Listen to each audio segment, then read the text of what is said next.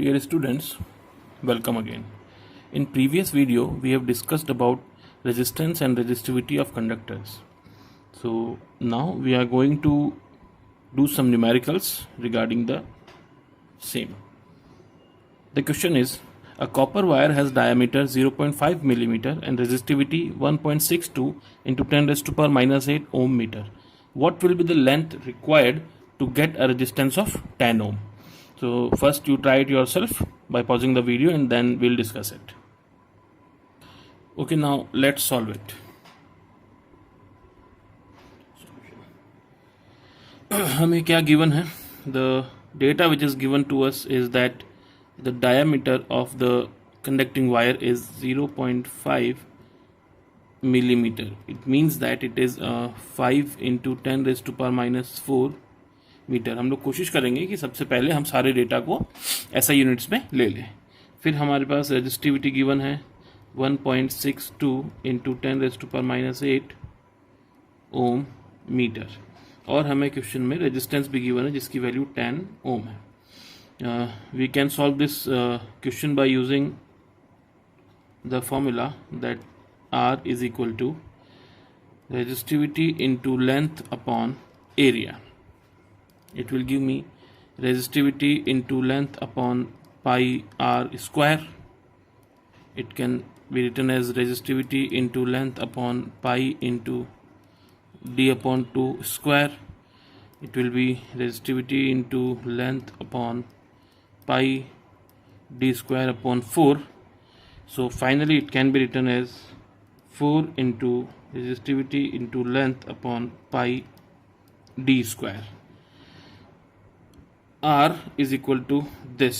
अगर हम इन दोनों को रिकम्बाइन करें, हमारे पास इक्वेशन आ रही है R is 4 into resistivity into length upon pi D square. I can solve it for L as L will be pi R D square. हमने ये वाली टर्म ऊपर मल्टीप्लाई कर दी, divided by 4 into resistivity.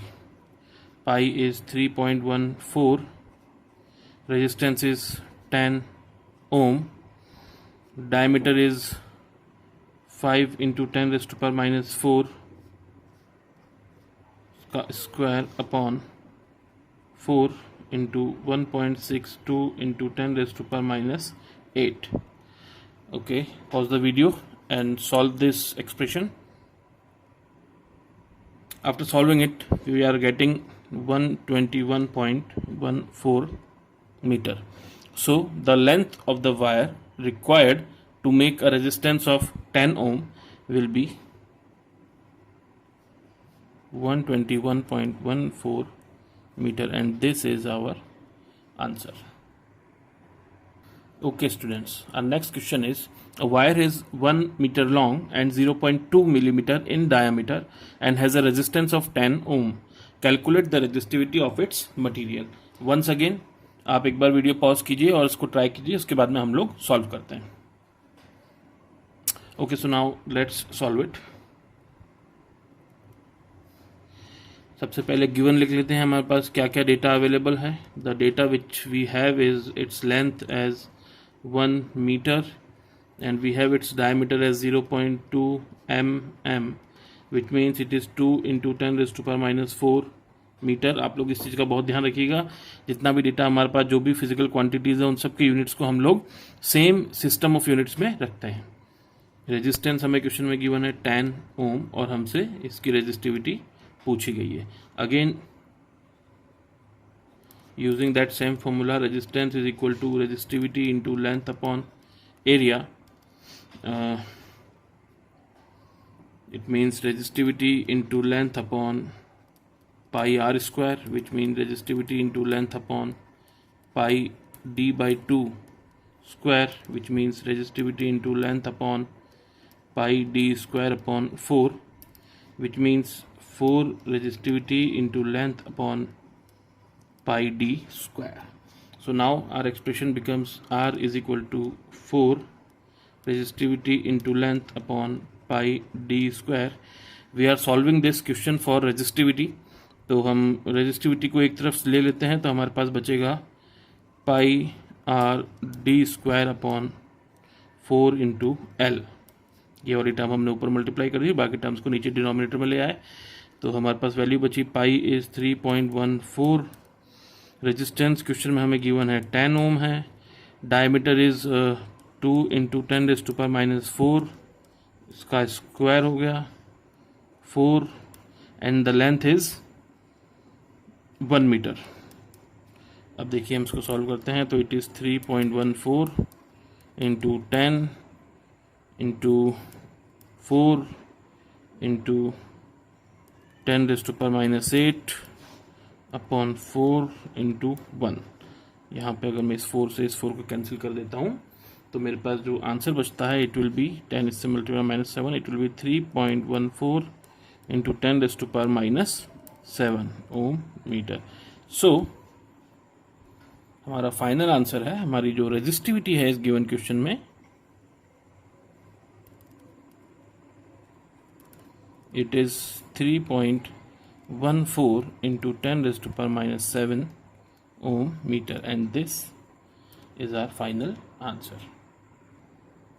Okay students, our next question is, a conducting wire of resistance 20 ohm is stretched so that its length is increased to twice its original length.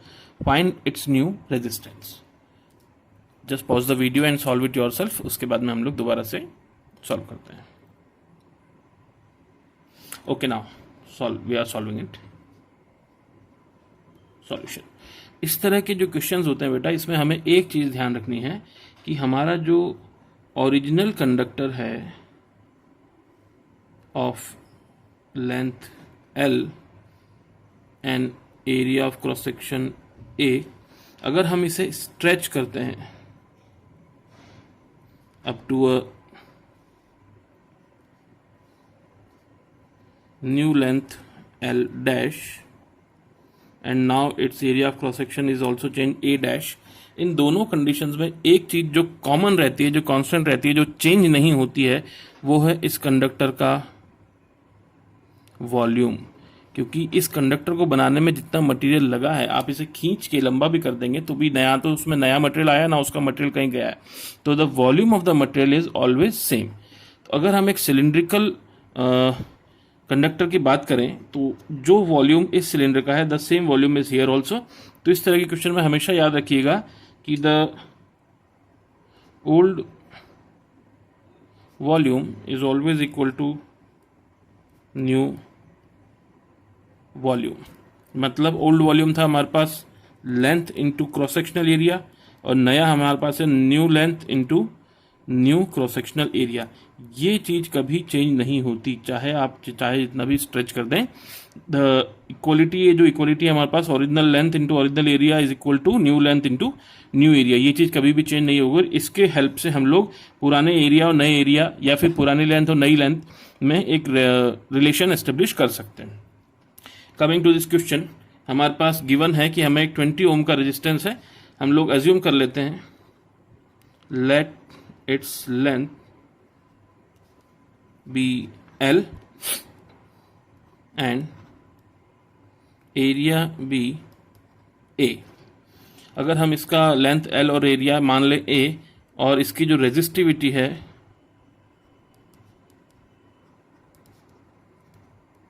रो, हमें पता है कि ये quantity change नहीं होगी। क्यों? क्योंकि material change नहीं हो रहा, दैट कंडक्टर इज सेम।